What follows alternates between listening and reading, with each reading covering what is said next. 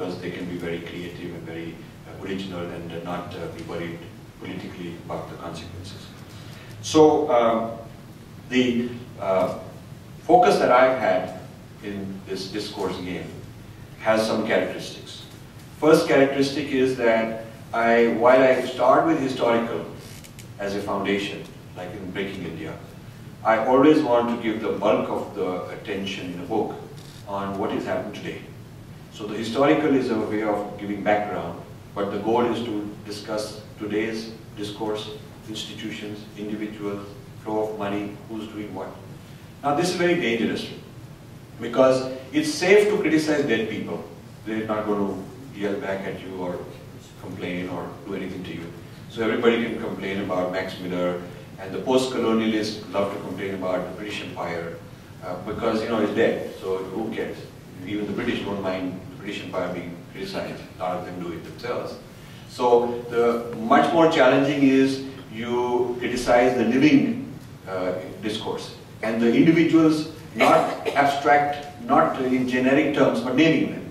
If you say so-and-so, who's the big shot in this place, has written these things, and here is my response to it, it takes a lot of courage. Because that so-and-so, by the very nature of being an important person, has a huge sampradaya or a huge following, huge gang who will come after you. That's their job, to come after you like a mob and accuse you, do all kinds of things to try and bring you down. So the common trend is to avoid naming names, in which case you can be ignored. If I say, it has been said, but I don't say by whom, it has been said by some people that this and that about India, or so and so. But the smart thing for the opponent who is doing this stuff is to simply ignore me, because I haven't really taken them on personally. I haven't really named them. The smart thing is to not give me importance. But if I say, you know, Dr. Shinde, for example, is writing this, saying this, and here's my problem with it, it becomes very difficult for him to just ignore me. He has to, you know, take on. So I have a style that invites people into the discussion, into the debate, and then once they're drawn in, I hope to have done enough homework that I can hold my ground. It takes courage to do that. So Gandhi was doing that with the British all the time. He was not talking in generalities, he was talking very specifically, exact things, policies, people, what he thought was wrong with them, and almost like had the audacity to invite them to take him on, so then he could really stir up more visibility. I call this the principle of non-ignorability. Principle of non-ignorability. A lot of academics I know prefer to be ignored. They want to write something, so they can come to a group and say, I've written it.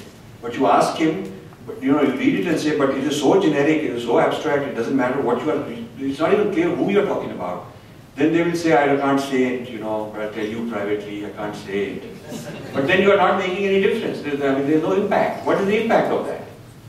So it has to be non-ignorable, which means it has to concern the nexuses operating in the present time, not just dead nexuses, present scholars, and not inconsequential people, but very strong mainstream people.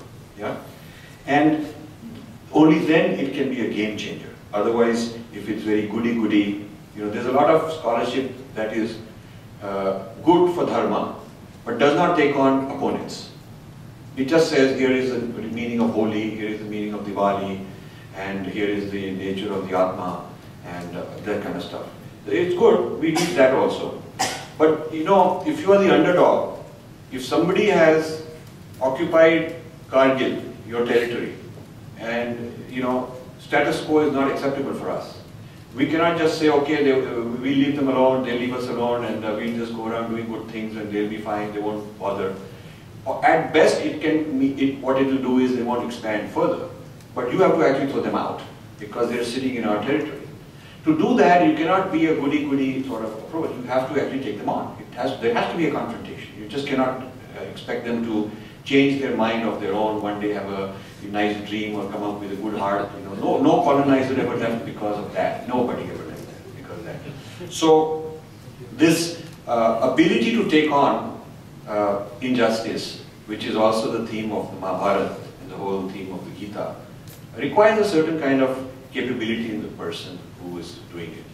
And I feel that this combination of qualities I just mentioned is exceedingly rare, and it's very difficult to get people to actually stand up and do something. A lot of them we want to talk nicely, privately, but in terms of doing discussing it publicly, it's very difficult to get people.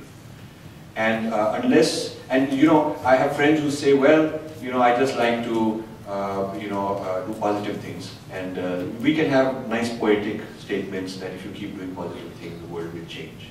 You can have, it's a nice thought. And I always come back and say, well, if you want to have a garden, no matter how many nice roses you plant, it won't work if you don't pull out the weeds. You have to do the negative work of pulling out weeds, meaning what is dangerous, what is bad, you've got to take it out. If you're a surgeon, you know that after the disease is beyond a certain step, beyond a certain stage, then simply preventive methods are not enough. Just feeding him vitamins and playing good music and all that is not going to cure it. You have to get in and do some surgery. You may have to do some chemotherapy, because when the disease is past a certain stage, then the intervention has to be strong and direct and encounter with the disease. So our civilization faces many such very advanced stage conditions that we have. And taking these out is not, it's not a matter of we just keep spreading enough love and enough good things about ourselves and that will be enough, because the problems have to be dealt with directly by intellectual confrontation, intellectual debate. You have to, and to do that with living legends, living very powerful people, and naming them, and being non-ignorable. It requires a lot of hard work. Otherwise, you will get dismissed like that. You will be out for a duck. You know, they just throw you out, and then it's even worse than if you had never done anything. So if you want to take a position and then withstand it, it's a lot of work. And we don't have enough people producing that kind of scholarship, the game-changer kind. So let me tell you a little bit now about this Breaking India book, which is an example of this, what I just talked about. And I'm producing, there's another book coming out in October, September, October, on a different topic, then 2 more next year. So I'm going to be busy for foreseeable future. These are books I started 15 years ago. I started writing on many things. And I never had the time to really publish, because most of these things I never published before. And I just kept adding my research database until a couple of years ago I suddenly realized that I'm getting old, and gosh, it's not like I can just go on doing research for fun. I have to get it out quickly. So I decided that rather than scattering my energies and my foundation funding this meeting and that conference, we did some of the great conferences, pioneering conferences, getting 30, 40, 50, 60 world-class scholars of certain fields together year after year. Conferences with 500 scholars in India, conferences of that sort, very good academic people. But I decided that I cannot just be an event manager.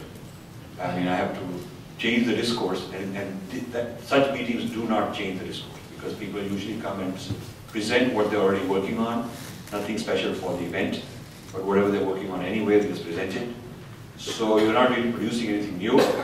And because they're coming from the kind of background I described, where they're not being direct, not critical of present living people, not naming people, so therefore they can also be lightly ignored, it's too abstract. So I decided that some of this game-changing discourse I'll have to do myself. So 15 years ago I decided that I will start being a scholar myself also. And that's the work I want to publish, a couple of big volumes a year for the next few years. And this Breaking India started, it talks about various historical fault lines that have been made out.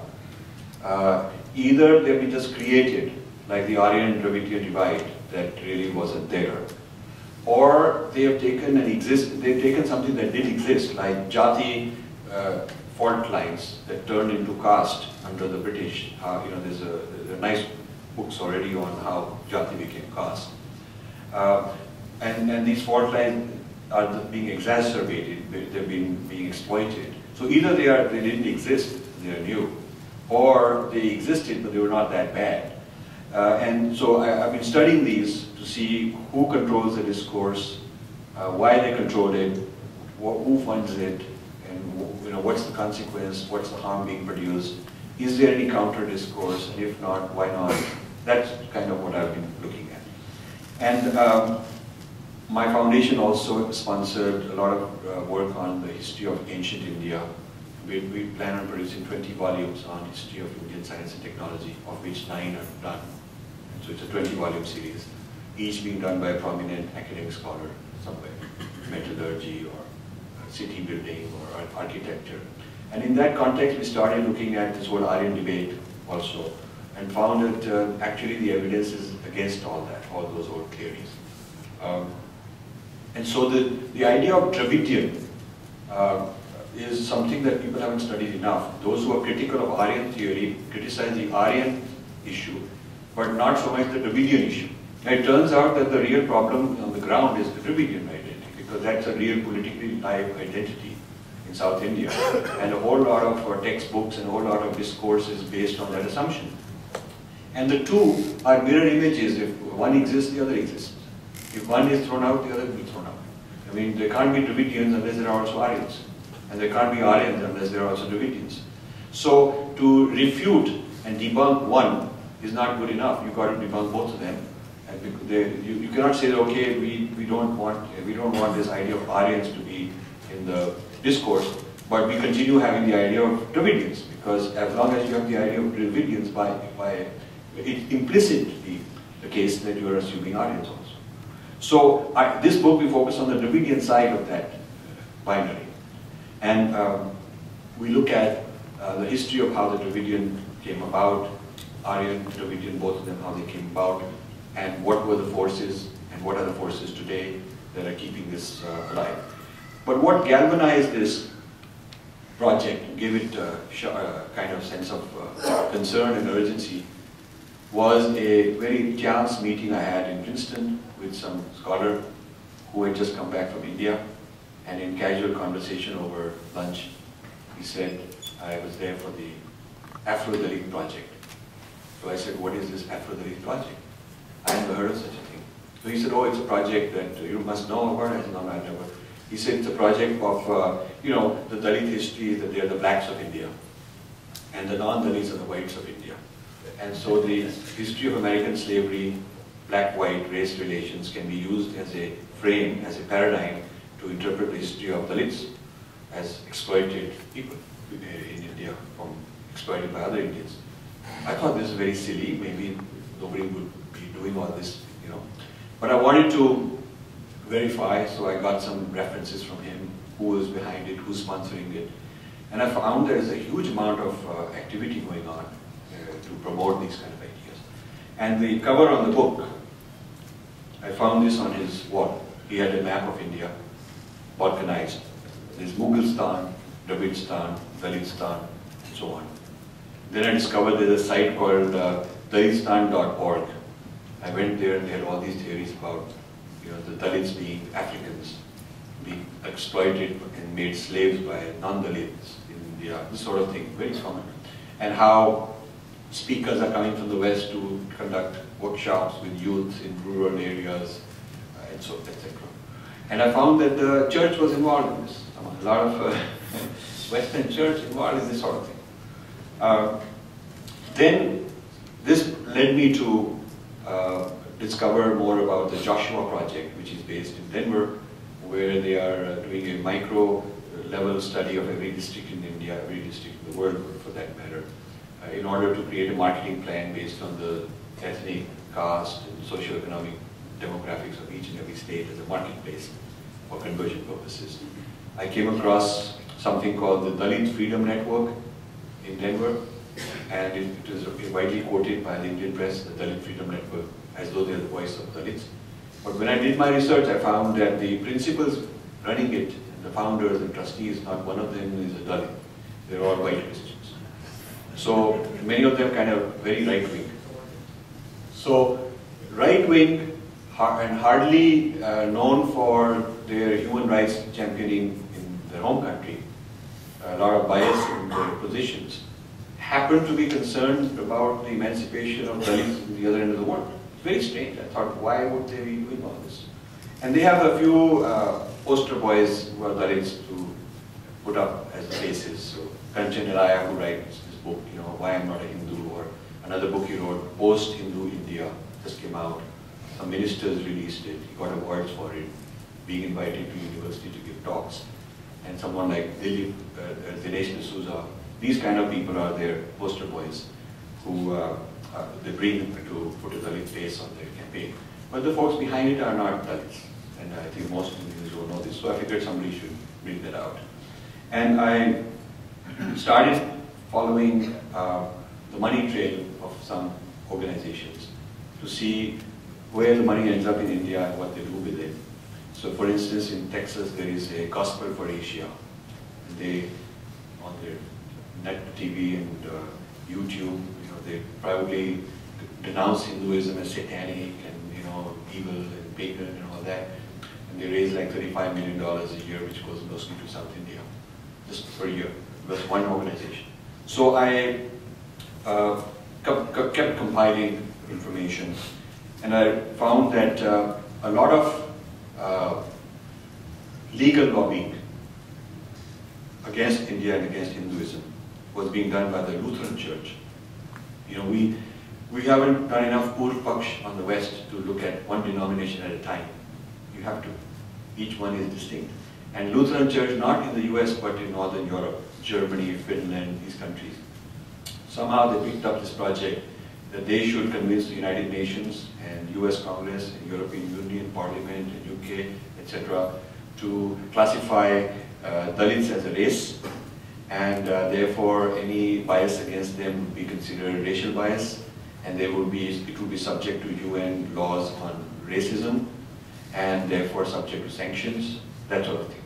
So this would be very dangerous for India, actually.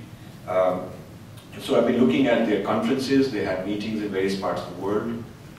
They had one in the Southeast Asia on Afro-Dalits, this sort of thing, racism. And often when I've gone and monitored what's going on, either in person or to somebody, I find there's no other Indian there, no other person from the Dharmic civilizations there. Not even concerned about monitoring. We're not even listening enough to what's going on. We're just busy in our own little group, having meetings and feeling very happy that I attended this meeting, But it's very difficult to take our people out of the cocoon of comfort and go and attend these things. It's a lot of work to do that. Very difficult to get our people interested in what others are. But Lutherans is an interesting case that people should follow up. Then I found that the US Commission on Religious Freedom, which was set up by Clinton, an act of Congress, it was under the pressure of Pat Robertson and the Republican right wing. They wanted to have a law which would open up the floodgates for conversion in foreign countries. And they always like to use nice language, so they called it religious freedom, which means conversion, evangelizing. That's what religious freedom means. And so when Clinton was a bit, on the back foot, so to speak, in terms of the support he needed for his bills and for his own political stuff, he had to concede a few things to them. So he signed this to keep the right wing happy in Congress in exchange for things that they did for him. So this became law, and the commission was set up with not a single Hindu. All the commissioners, most of them are radical right-wing Christians. Even today, there's not a single Hindu, Buddhist, Jain, Sikh on it. There was one Hindu who lasted a couple of years and got frustrated, couldn't get anything done and quit. So one of the chapters in this Breaking India is a study of US Commission on Religious Freedom. I think it's the first time anyone has done published a whole report on what the Commission has done vis-a-vis India. I've taken every single year and analyzed their position on India and its human rights and done an evaluation of whether it's biased or not biased and given actual facts to counteract what they're doing. And that by itself is a very practical project that if people want to take forward, you can take that chapter and give it to congressmen or give it to whoever you want to raise the issue with.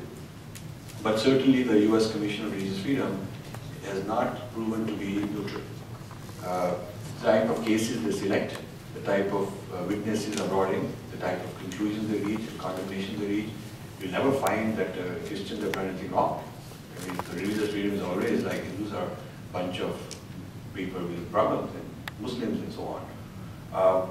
And the charter The charter itself is biased. The charter is that they'll monitor cases of religious freedom violation in the whole world except the United States. That's the charter. So we are exempt from being monitored here. You can't read one because it doesn't fit the charter. So, and then the other interesting thing I found is that every year when the US does its human rights report, and India is now on the watch list of countries that are flagged as violators. Other countries are not a good bunch to be the company of, like Yemen and North Korea, Cuba and Saudi Arabia and these kind of countries. So India is in that bracket. Now, as an Indian and somebody born and raised there, I mean, I find a lot of problems in India, a lot of things that upset me, but I don't think lack of religious freedom is a problem with India. I don't think that India lacks religious freedom per se. I mean, India is one of the most free countries in terms of people having religious freedom. So it just seemed like completely out of line, and they just pick a few instances here and there. And I found that there is a news gathering, Christian news gathering machinery globally that feeds data, feeds episodes, feeds information, and then circulates it and makes it legitimate so people believe in it. But when you start looking at some example they're citing, you start tracking it back.